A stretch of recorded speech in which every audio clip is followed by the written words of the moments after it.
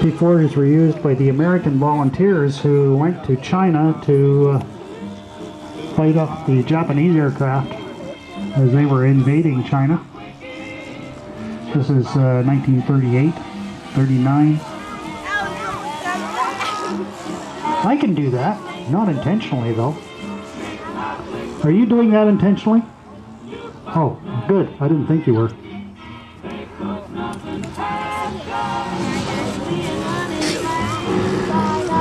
As I mentioned before, each pilot does have a spotter with him. Two eyes are better than one. Two sets of eyes are better than one, not just two eyes. Two sets of eyes are better than one in watching the aircraft and also watching for any other aircraft that might be in the air at the time. When you get 5 aircraft in the air, it does get to be a little bit confusing sometimes.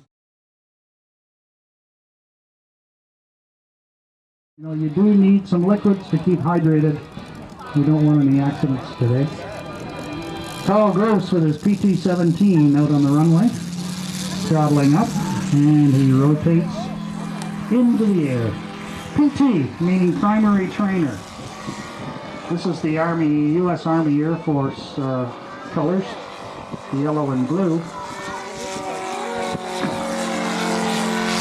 When a gentleman was conscripted or volunteered to join the Army Air Force during the 1940s, the first aircraft that they would attempt would be one of these primary trainers, usually a slow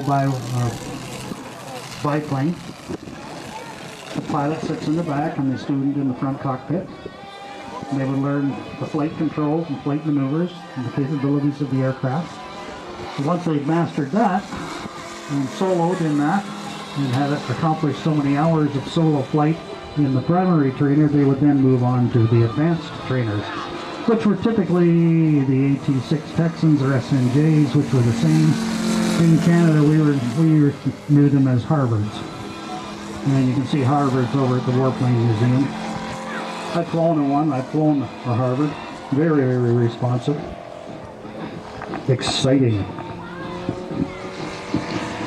But this is the primary trainer that students would learn on to develop their flying skills with an instructor before they would move on to the advanced trainer and then into multi-engine training, instrument training, cross-country training, navigation.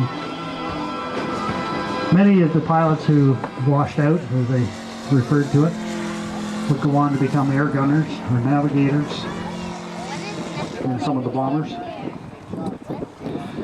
Just to remind you as well, August the 21st and 22nd, we're hosting another event at this field called SOMA, S-O-M-A. That is the Southern Ontario Model Air Show. It's open to any class of aircraft. It's basically a fun fly.